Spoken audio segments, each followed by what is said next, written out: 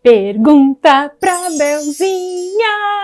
Olá, seja muito bem-vinda ao novo quadro deste canal, um espaço onde eu vou responder as suas perguntas. Eu sou a Bel, sou pedagoga e nesse espaço aqui, nesse canal, eu falo sobre literatura infantil para famílias. Eu ajudo famílias a conhecerem livros incríveis e principalmente a saber como ler com as suas crianças, como mediar a leitura, fazendo com que os seus filhos aproveitem o máximo que os livros têm a oferecer para o seu desenvolvimento e principalmente que eles aprendam a gostar de ler e se tornem leitores pela vida inteira. Se você está chegando aqui agora, já quero te convidar a se inscrever no canal e ativar as notificações para ficar sabendo sempre que entrar um vídeo novo por aqui, porque com certeza esses vídeos vão te ajudar. E como eu já falei, este vídeo aqui é o primeiro de um novo quadro, Pergunta pra Belzinha, que é um espaço onde eu vou responder mais profundamente as perguntas que vocês fizerem para mim.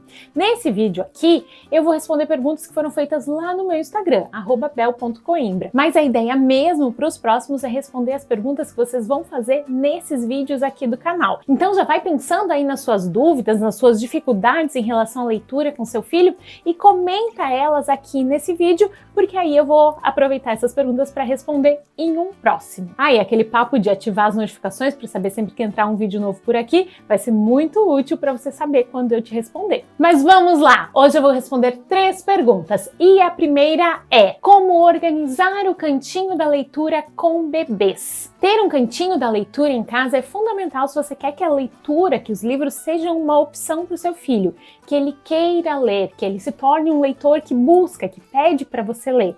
Porque quem não é visto não é lembrado, né? Você precisa em casa ter os livros ao alcance das crianças, independente da idade.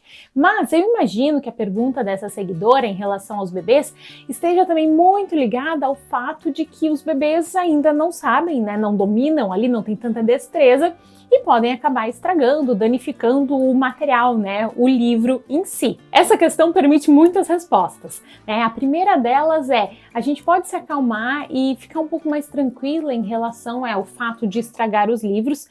Provavelmente muitos livros vão ser danificados pelo caminho, mas isso não é um problema. Na verdade, isso é sinal de que a criança está também se apropriando, né? Essa é uma questão bem ampla e a resposta para ela tem muitas variações, né? Porque são vários aspectos que tem aí envolvidos. E eu tenho aulas onde eu aprofundo esses aspectos lá no Leitura em Família. Leitura em Família, ele é o meu curso completo onde eu sistematizo e aprofundo os assuntos, os temas que eu trago aqui, né? E muitos outros em relação à leitura com as crianças. Se você sabe que precisa de ajuda para organizar a vida de leitura do seu filho, para que ele se torne um leitor, e quer que eu te pegue pela mãozinha e te conduza por esse caminho, porque eu sei como que as coisas funcionam, Leitura em Família é o lugar para isso. Ali já está tudo organizado, ali eu literalmente te pego pela mãozinha e te conduzo pelo caminho para que você saiba como lidar com o seu filho em todas as situações que envolvem a leitura. Mas aqui então vou responder um pouco mais brevemente essa questão do cantinho da leitura para os bebês. É fundamental que seu filho tenha livros ao alcance dele, livros que ele possa pegar. Mas a minha sugestão é que estes livros sejam livros que talvez você não vá se importar tanto caso se danifiquem. Livros talvez que sejam mais fáceis de repor, né? Não vai me colocar um livro ali esgotado, raro, que depois que estragar só vai restar chorar. E também livros mais resistentes. Talvez seja legal colocar ao alcance do seu filho, para que ele possa pegar sozinho, livros que sejam cartonados, como este aqui, que tem as folhas grossas, né? Um material cartonado. Não é um livro totalmente à prova de danificações, até eu tenho outro dessa coleção que tem uma mordida.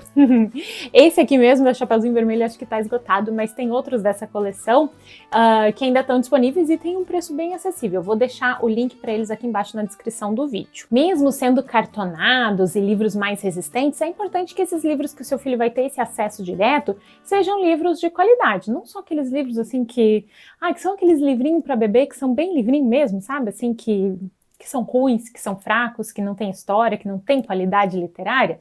Não, invista em livros que sejam bons e que sejam resistentes. Esse aqui é uma ótima opção. E aí os outros livros do seu filho você deixa em um outro lugar onde talvez ele não vai conseguir pegar sozinho, mas de preferência um lugar que ele consiga enxergar. Talvez uma prateleira nesse sentido, assim, sabe onde eles ficam organizadinhos de frente para cá? Isso é ótimo.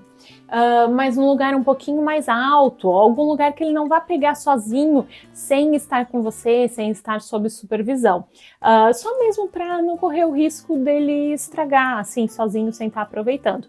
Mas relaxa que estragar faz parte e quanto mais sinais de uso o livro tem, melhor, né? Porque significa que o dono dele está realmente se apropriando do material. Segunda pergunta, histórias com vilão e mocinho, bem ou mal, quando apresentar isso para as crianças? E eu achei essa pergunta muito boa, mas eu confesso que eu não tenho uma resposta certa para isso, porque não existe uma resposta certa para isso, tá? Cada criança é única. E você que tá aí, você que é mãe, você que é o pai, você que convive com a sua criança, vai ter que sentir qual é o momento de apresentar para ela. Os vilões, os personagens malvados, eles estão presentes nas histórias desde sempre e também em histórias dedicadas ao público infantil. Por exemplo, Os Três Porquinhos tem o lobo mau. Chapeuzinho Vermelho, nesse livro que eu acabei de mostrar para vocês, também tem o lobo mau. E as crianças, muitas delas, muitos dos bebês, para quem eu já li esses livros nessas edições, simplesmente amam a parte em que o lobo mau aparece. Mas é claro, também tem as crianças que não gostam, que têm medo. Já conheci crianças que, não com esses livros, mas que acabaram lendo alguma história que tinha monstro e depois não dormiram bem à noite. Então os pais, né, ali sentindo, perceberam que, olha, talvez tenha alguma relação, vamos dar uma segurada nesse livro aqui, em outro momento a gente lê de novo. Resumindo, cada criança é única e você vai precisar acompanhar e prestar atenção no seu filho para saber qual é o momento dele. Mas, além disso, é importante que você pense um pouquinho que a maldade, ela tá no mundo, né? O bem e o mal, eles existem e eles estão, inclusive, dentro de nós. Não é uma novidade, assim, não é uma coisa que você vai apresentar em um determinado momento para o seu filho. Não, isso sempre tá aí, mas nas histórias a gente pode verbalizar isso um pouco mais e apresentar isso de uma forma um pouco mais evidente. E a gente faz isso contando as histórias, lendo as histórias, no melhor lugar possível, no lugar mais seguro que existe, que é o colo, que é o seu colo, o colo da mãe, o colo do pai, o colo de pessoas que amam e protegem essa criança. Então, ter contato com a maldade, com os vilões, com os personagens ruins nas histórias, dentro de um colo que protege, que acolhe, é o lugar mais seguro do mundo. E essa é uma das grandes riquezas da literatura. A literatura, ela permite que a gente viva situações, que a gente conheça mundos, que a gente se prepare para diferentes ambientes, para diferentes circunstâncias, em um ambiente seguro, em um ambiente até controlado, né? Que é ali o acolhimento, esse lugar seguro que é o colo. Mas é claro, esse colo ele precisa estar preparado tanto para acolher a criança, quanto para conversar com ela, para interagir, para fazer essa mediação da leitura com o mundo. E são esses detalhes que vão conectando a criança com o livro, com o mundo, né, que vão fazendo essa mediação que eu ajudo você a colocar em prática, a aprender e a colocar em prática lá no Leitura em Família. Eu não falei antes, mas as informações sobre como entrar no Leitura em Família vão estar aqui embaixo na descrição do vídeo, tá? E agora vamos para a terceira pergunta. Meu filho sempre quer ler os mesmos livros. Como eu faço para inserir novas leituras sem pressionar? Bom, primeiro ponto neste caso aqui é: você não precisa pressionar o seu filho, porque o nosso grande objetivo com a leitura em família, com a leitura que é feita em casa com as crianças, é fazer com que as crianças gostem de ler. Se você está tendo que pressionar, que fazer a situação ficar desconfortável, ter esse tom de obrigação, de obrigatoriedade, não é bem por aí não, tá? A ideia, o foco na leitura que é feita em casa é o prazer, é aprender a gostar de ler, a fazer isso ser genuíno, sabe? Enfim, a repetição é super importante para as crianças, ela faz parte do desenvolvimento das crianças. Nós mesmos deveríamos reler mais do que ler sempre livros novos para a gente conseguir absorver e refletir mais sobre aquilo que a gente lê, mas eu super te entendo. Eu entendo que muitas vezes a gente enjoa de ler e reler sempre o mesmo livro. E também existe a preocupação que é genuína e que é verdade, né? É importante, de permitir, né, de proporcionar para as crianças outras leituras, para que elas aumentem o seu repertório. Então, para fazer isso, para juntar as duas coisas, eu tenho umas duas dicas para você.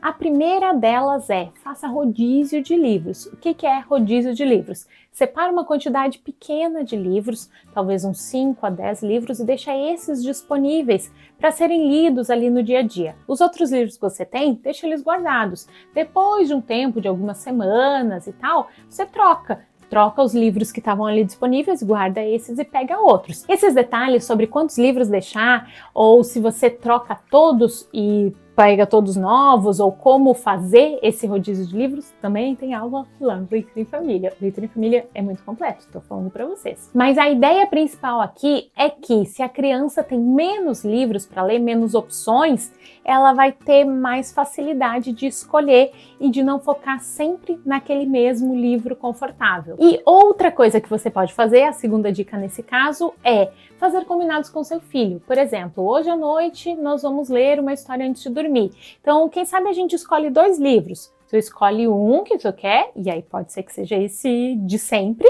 e a mamãe vai escolher o outro. E aí você escolhe um outro livro que você quer ler. Ou então faz combinados aí no dia a dia mesmo. Pede para ele, hoje tu vai escolher 2. Um pode ser aquele, mas o outro tem que ser um que a gente quase nunca lê. Assim você vai conseguir introduzir livros novos e o seu filho vai continuar tendo aquele livro favorito dele, porque ter um livro favorito é bem legal. E é isso! Essas foram as 3 perguntas do Pergunte pra Belzinha. Se você tem outras questões em relação à leitura e você quer a minha ajuda, aproveita esse vídeo aqui para escrever a sua pergunta nos comentários, que aí no próximo vídeo eu vou trazer ela para responder para você. E eu tenho um lembrete para as seguidoras legais. Sempre que eu falo sobre algum livro por aqui, eu deixo na descrição do vídeo o link para ele, para você comprar tanto na Amazon quanto na estante virtual. E sempre que você faz a sua compra usando esse link, quando você esvazia o seu carrinho lá, clica nesse link aqui, abre o carrinho e aí faz a sua compra, essa sua compra gera uma comissão para mim sem que você pague nada mais por isso. Então, por favorzinho, quando você for comprar algum livro, lembra de mim, vem aqui no canal, entra no link, faz a compra e tal, e seja uma seguidora legal. E muito obrigada às pessoas que sempre lembram de fazer isso. E por hoje é isso, muito obrigada por assistir o vídeo até aqui. A gente se vê no próximo. Boas leituras e boas histórias. Tchau!